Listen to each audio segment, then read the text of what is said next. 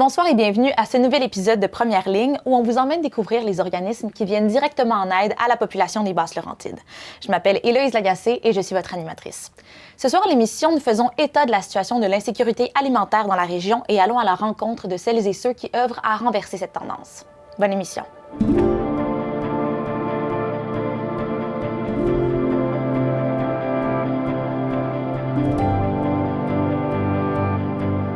Le visage de l'insécurité alimentaire a beaucoup changé dans les dernières années. Elle peut affecter une personne à différents degrés, soit marginale, modérée ou grave, selon Statistique Canada.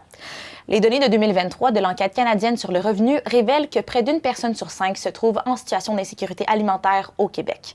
Selon le bilan fin 2025 des banques alimentaires du Québec, le nombre total de demandes d'aide alimentaire répondues, tous services confondus, est passé de près de 140 000 à près de 160 000 demandes dans les Laurentides et la MRC des Moulins, ce qui représente une augmentation de près de 20 000 demandes répondues. Les adultes vivant seuls représentent plus de 50 % des ménages. Près de 20 % des bénéficiaires ont comme revenu principal un emploi. Guillaume Richard, directeur général de Moisson Laurentides, nous en dit davantage. L'enjeu a complètement changé. Probablement, le visage a complètement changé. Il y a une époque, on avait une espèce d'idée que c'était une personne seule, soit une personne peut-être qui était en situation d'itinérance, qui avait besoin de recevoir la nourriture et tout. Aujourd'hui, c'est multifactoriel parce que la pression est partout. Donc, on a autant des familles que des étudiants. On a 30 % de notre clientèle, c'est des enfants. On a des travailleurs, 20 % c'est des gens qui travaillent, qui ont un emploi permanent. Donc ça, c'est nouveau. Et ce que ça fait, c'est que nous, on doit complètement revoir un petit peu nos façons de répondre aux demandes. Est-ce que la pandémie a joué un rôle? Probablement. Je ne suis pas chercheur, mais je pense qu'on peut voir qu'il y a quand même une dégradation depuis la pandémie. Après ça, il y a tout le contexte social, puis le contexte politique aussi qui a beaucoup d'impact. Et je pense qu'il y a toute l'inflation au niveau de l'alimentation, les loyers, le marché a changé. Donc, les gens se retrouvent, les gens qui pouvaient fonctionner il y a 5 ans, aujourd'hui, sont incapables d'arrimer, dans le fond, avec tant le loyer que la nourriture. Puis, les salaires n'ont pas suivi. Donc, on est plus dans une problématique sociale actuellement qui est en train de grandir. On parle que ça va toucher à peu près 10 % de la population, ce qui est énorme. Il y a des organisations qui sont là pour intervenir sur des problématiques sociales précises. Nous, on est vraiment de la première ligne. Donc, on n'est pas là pour intervenir sur la pauvreté. On est vraiment là pour répondre à une situation qui est immédiate. Donc, les gens sont pas dans une démarche urgente. Donc, nous, notre mission, c'est de répondre à ces besoins-là qui sont immédiats. Bonjour, bienvenue chez Moisson Laurentides. On est la banque alimentaire ici qui dessert la région des Laurentides et de la MRC des Moulins. Donc, je vais vous faire une petite visite rapidement de nos activités. On est fermé présentement, donc vous allez avoir tous les lieux pour constater l'ampleur de nos activités. Je vous dirais que quand c'est ouvert, il y a pas mal d'actions ici. En fait, nous, on existe grâce principalement à nos partenaires, nos donateurs. On est associé notamment avec BAC, donc Banque alimentaire Canada, Banque alimentaire Québec. On a aussi plusieurs partenaires, plusieurs donateurs qui nous permettent d'exister aujourd'hui et de faire fonctionner toutes les activités ici qu'il y a chez Moisson Laurentides. Donc ici, vous avez l'entrepôt. Chez Moisson Laurentides, il y a le programme qui s'appelle le PRS, le programme de récupération en supermarché, qui permet d'aller chercher des denrées au supermarché. Les denrées qui sont reçues chez Moisson Laurentides arrivent ici, puis elles sont triées. Celles qui sont prêtes à être distribuées le sont vers les 125 organismes que Moisson Laurentides dessert. Et sinon, les denrées qui sont plus en fin de vie, bien, ceux-là peuvent être transformés, congelés, déshydratés. Puis vraiment, là, ceux qui ne peuvent pas être distribués ni cuisinés parce qu'ils sont trop en fin de vie, Enviro Connexion vient rechercher les denrées qui ne peuvent pas être consommées finalement. Et eux, ils s'occupent de faire du compost avec tout ça et de recycler. Donc, il n'y a vraiment aucune perte qui est faite au niveau de la nourriture. Moisson Laurentides, depuis quelques années, achète également des denrées. Donc, oui, on va beaucoup rechercher avec le programme de PRS, les dons, etc. Mais parfois, il faut aller acheter en supermarché ou chez des grossistes les ingrédients qui manquent pour être en mesure de faire les recettes. Donc, c'est quelque chose de nouveau, mais qui est fait maintenant ici. On a un réseau incroyable autour de nous. On fait partie de Banque alimentaire Québec. On a plein de programmes où on reçoit des denrées. En même temps, les denrées, c'est un autre truc, dans le sens que les épiceries, il y a moins de gaspillage qu'avant. Alors nous, on doit vraiment faire des pieds et des mains pour recevoir, pour répondre aux besoins en denrées. Moisson, on ne soutient pas directement les gens. On soutient 125 organisations à travers les Laurentides, puis la MRC des Moulins. Donc déjà, ces organisations-là font un travail incroyable de leur côté. Après ça, on a notre réseau provincial qui nous soutient, puis on a des donateurs et incroyablement, c'est que plus les besoins augmentent, plus la générosité suit. Alors, ce qui est quand même assez extraordinaire, l'an dernier, on a fait la Grande Guignolée en décembre. On avait amassé 584 000 $, ce qui est quand même assez extraordinaire. Cette année, on a presque terminé de compter, on va être à près de 800 000 $. Donc, c'est une augmentation majeure. Donc, ça demande que les gens sont touchés, puis les gens veulent faire partie de la solution. La communauté s'est mobilisée. Donc, plus les demandes augmentent, plus ça signifie qu'il y a un effritement du tissu social, mais en même temps, on voit que les gens sont là avec nous. Le Centre d'entraide Racine-Lavoie, situé à Saint-Eustache, offre une panoplie de services pour s'assurer que le moins de personnes possible se retrouvent le ventre vide. Le Centre d'entraide Racine-Lavoie est un organisme communautaire qui existe maintenant depuis plus de 50 ans, ou frôle 55 ans. C'est un organisme qui vient en aide aux gens qui rencontrent des difficultés financières et sociales.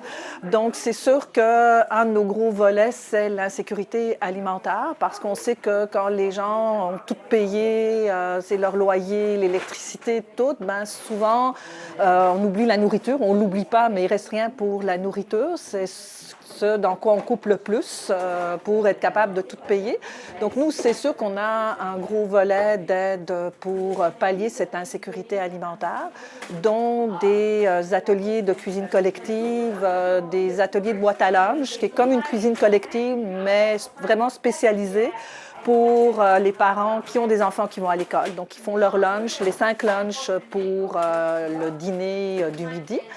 Et évidemment, dans l'insécurité alimentaire, on a aussi un volet d'aide alimentaire, de distribution alimentaire, tel qu'il y a aujourd'hui, qu'on est mercredi. Donc, tous les mercredis, en après-midi, on fait de la distribution alimentaire, mais spécifiquement pour les habitants de Saint-Eustache. En fait, il y a 2 distributions à Saint-Eustache. Nous, on a un volet pour un secteur de Saint-Eustache, mais on a aussi développé, il y a quelques années, une distribution alimentaire le mardi soir. Parce qu'on s'était rendu compte qu'il y a beaucoup de gens qui travaillent ou des gens qui sont aux études qui ne sont pas disponibles de jour, puis qui n'avaient pas accès à cette aide-là. Donc, il a été décidé d'ouvrir ça le mardi soir, et ça, le volet est ouvert à tous les résidents de la MRC de Deux-Montagnes. Donc, autant des gens qui habitent à Sainte-Marthe, à Deux-Montagnes, à Oka, peuvent venir le mardi soir, pour autant qu'ils travaillent ou qu'ils sont aux études. Effectivement, il y a une grosse augmentation des demandes. On constate puis nous, c'est un peu notre réalité ici, mais on pensait que c'était plus en lien avec le quartier où on était situé. Mais on constate que 50 % des gens qui viennent chercher de l'aide alimentaire, c'est principalement des gens seuls, de jour. Bon, c'est sûr, notre distribution de soir, moins, mais c'est beaucoup des gens seuls. Donc, on se rend compte que pour les gens seuls, c'est de plus en plus difficile. Quand on est à 2, on peut pallier, on a 2 revenus qui rentrent, mais les gens seuls, les personnes âgées, tout ça, ils en arrachent de plus en plus. Donc, il y a une constatation d'une très grosse hausse de gens seuls qui viennent chercher de l'aide alimentaire. Et il y a aussi, c'est un constat, une augmentation des gens qui travaillent. On l'avait déjà vu, mais de plus en plus, il y a une demande vraiment de la population au travail. Et je dirais la petite classe moyenne. Donc, nous, ici, on a toujours travaillé dernier recours. Donc, tu sais, avant, c'était beaucoup l'aide sociale, chômage, dernier recours. Mais là, on se retrouve dans un dilemme de gens qui travaillent, qui ont quand même des revenus, des fois qu'on se dit, mais voyons donc, avant, on ne peut pas les accepter parce que c'est trop, mais avec le coût qui a augmenté, les loyers, ils n'y arrivent plus. Donc, même 2 personnes au salaire minimum, c'est extrêmement difficile. Tout seul, on oublie ça.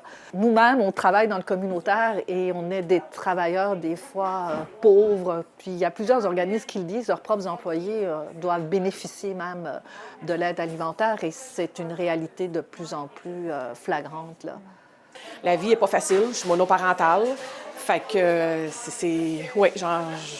Mettons que ça fait du bien au portefeuille. Le salaire, il ne monte pas avec, tu sais. Fait que, tu sais, si on calcule les monoparentales, pas juste les femmes, parce que les hommes aussi, tu sais, c'est versus les pensions alimentaires, le gaz, la job, les logements, puis tout, là, c'est pas évident. Fait qu'une distribution alimentaire, mettons qu'au portefeuille, là, on apprécie pas mal. Il y a beaucoup de familles qui n'y arrivent plus. Que ce soit personnes âgées ainsi que des monoparentales ou juste des gens qui n'ont pas d'enfants. Ça me fait mal au cœur parce qu'on est tous dans le même bateau. Puis de voir les gens ici qui en ont vraiment plus de besoins, je me pose les questions le soir à est-ce qu'ils vont être corrects avec ce qu'on les a donné, est-ce que c'est assez pour nourrir pour la semaine, parce qu'il y en a qui ont vraiment rien puis ils ont juste ce qu'on donne. Fait que moi, ça me brise le cœur de voir ça. Moi, j'ai appris une affaire dans la vie que aider les gens, c'est ce que j'adore faire. Puis de voir les gens qui viennent, moi, je connais pas leur vie personnelle. Fait qu'il y a rien qui me prouve que je suis la seule personne à qui parle avec pendant la semaine. Fait que si je leur mets un sourire en face, bien moi, ma journée est complétée. Tu sais. Puis j'aime ça parce qu'on a un lien de confiance aussi. Puis, tu sais, il y en a beaucoup qu'on rit ensemble, on apprend à se connaître au fur et à mesure. Puis de voir que nous, on peut les aider, puis qu'eux autres, ils partent d'ici, puis ils sont contents, contentes avec ce qu'ils ont reçu, il n'y a rien de mieux que ça. En fait, ce qu'on fait, c'est que le matin, on décharge le camion de Moisson-Laurentide, bien la cape, puis on divise toutes nos affaires. Après ça, on fait une décompte versus le nombre de personnes pour égaliser que tout le monde a le même nombre d'affaires.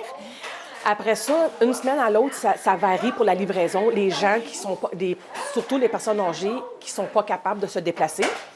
Donc, on monte les boîtes de livraison.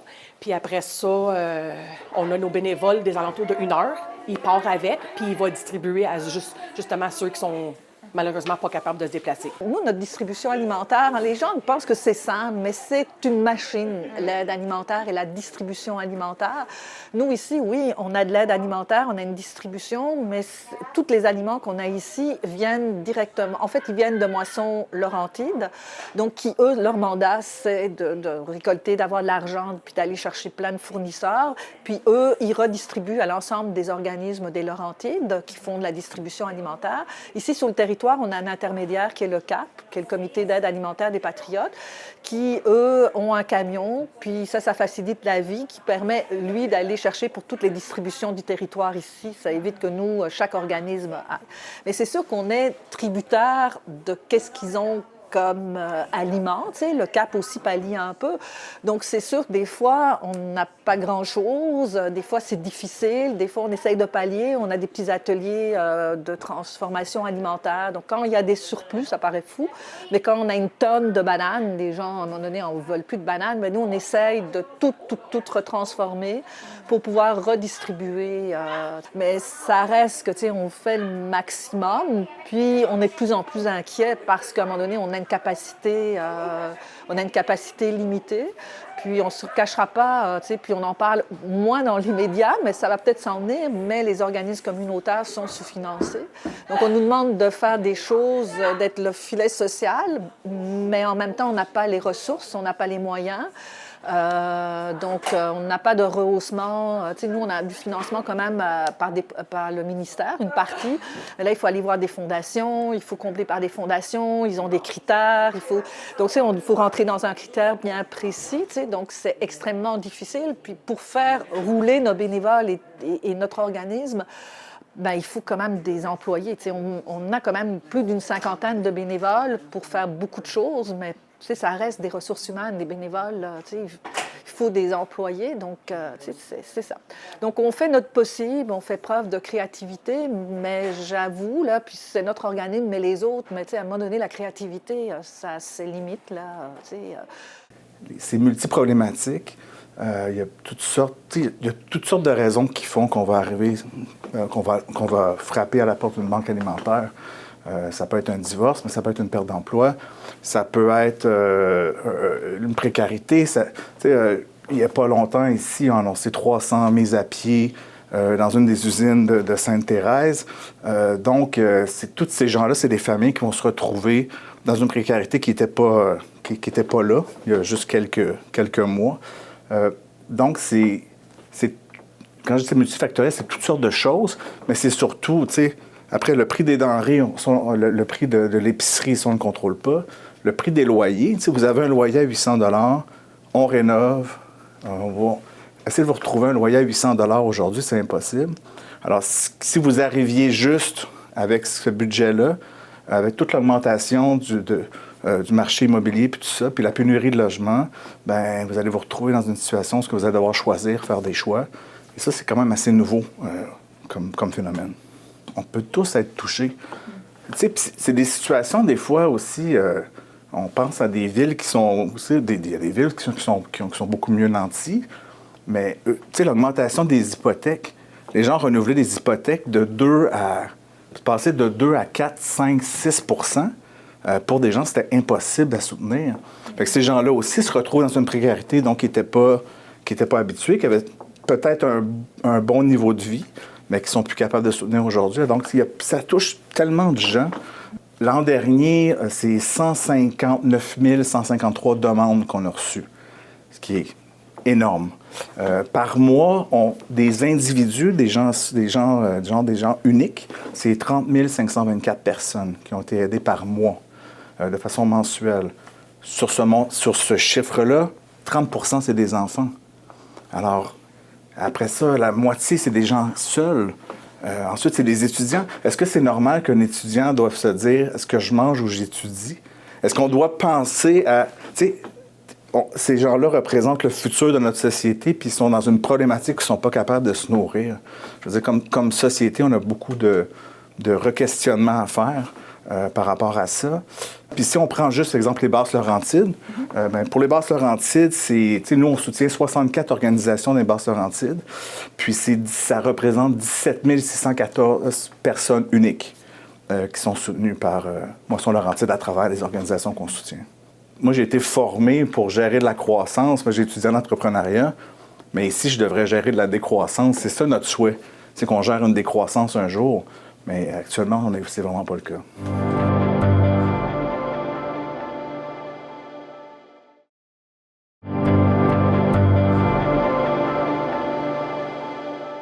Dans la région, près de 31 % des personnes aidées par Moisson-Laurentides sont des enfants. Plusieurs organismes, comme la Maison de la famille Regain de vie, offrent une attention particulière aux familles en situation d'insécurité alimentaire. Nous, à la Maison de la famille, on dessert les personnes seules et les familles de la MRC Thérèse de Blainville. Donc, on a séparé le secteur en 2 secteurs pour qu'un autre organisme de Sainte-Thérèse, qui est le Centre d'entraide de Sainte-Thérèse de Blainville, qui dessert ce côté-là de Sainte-Thérèse. Et nous, on s'occupe des personnes seules et des familles de notre côté. Depuis quelque temps, on a une hausse de demandes de familles. On a beaucoup de familles aussi issues de l'immigration qui viennent demander de l'aide alimentaire beaucoup. Cette année, là, la fin de l'année 2005 et début d'année, là, on a beaucoup d'ouverture de dossiers pour des nouvelles demandes d'aide alimentaire.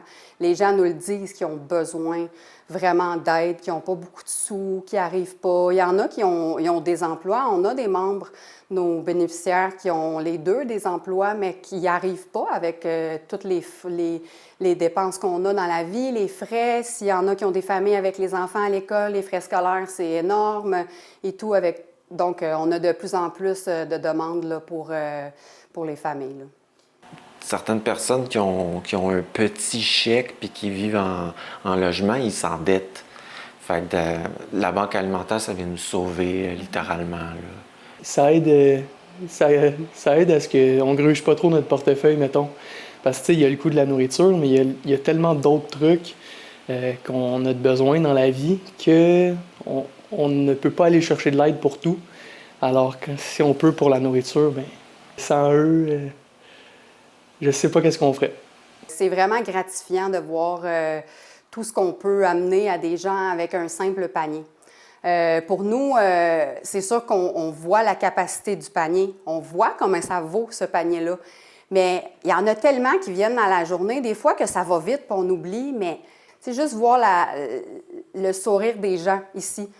Puis on n'est pas, oui, les gens, et des fois, ils n'aiment pas ça, venir ici, ils sont gênés de venir ici, mais nous, on est accueillants, on est là, on est une grande famille, donc, tu sais, maison de la famille, donc une vraie maison de la famille. Donc, on accueille les gens, on est très ouverts, on jase avec eux les mercredis après-midi avec les familles, on a une petite jasette, on les accueille. Notre halte garderie est ouverte aussi pour les enfants durant la distribution, tout au courant de la semaine aussi pour des petits répits de famille.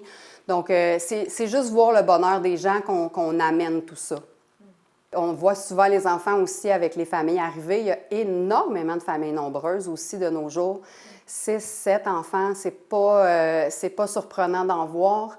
Donc, c'est difficile de payer l'épicerie pour toutes ces familles-là, là. Pour tous ces enfants-là quand que c'est une famille nombreuse. Donc, on les aide là, avec nos paniers. Là, on les voit aussi, les enfants là, sont heureux de venir ici. Ils savent qu'ils peuvent aller jouer dans la halle pendant qu'on est là. Donc, c'est vraiment un accueil qu'on fait avec eux. C'est pas juste de venir chercher leur panier et de partir. Là. Ils viennent prendre un café, ils viennent jaser avec nous. Donc, on aime ça voir le bonheur là, de tout le monde comme ça. Là. Ça fait du bien. C'est un beau moment humain qu'on a tous ensemble, avec mon équipe aussi qui est vraiment importante. On se soutient toujours. C'est sûr qu'il y a des moments plus difficiles, des familles qui vivent des moments vraiment difficiles avec leurs enfants, des personnes seules aussi qui vivent des moments difficiles. Donc, pour nous, notre équipe, c'est important qu'on soit toutes unies ensemble. Puis qu'après la journée, on se dise, regarde, on a eu des moments difficiles, mais on a rendu telle famille heureuse. Celle-là, cette famille-là nous a dit aujourd'hui que ça a bien été. Donc, c'est vraiment en se rassemblant toute l'équipe ensemble qu'on ramène là, le positif puis qu'on voit tout ce qu'on amène. Nous, vu qu'on est un organisme, un OSBL, on est subventionné par le gouvernement. Donc, on a des subventions du gouvernement qu'on reçoit à chaque année. On a aussi Centraide qui nous aide beaucoup durant tout au courant de l'année.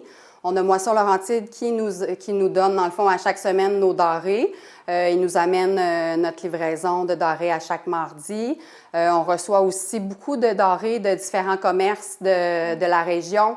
Beaucoup de personnes aussi, des personnes de la région qui viennent nous donner beaucoup de denrées aussi alimentaires, mais des dons monétaires.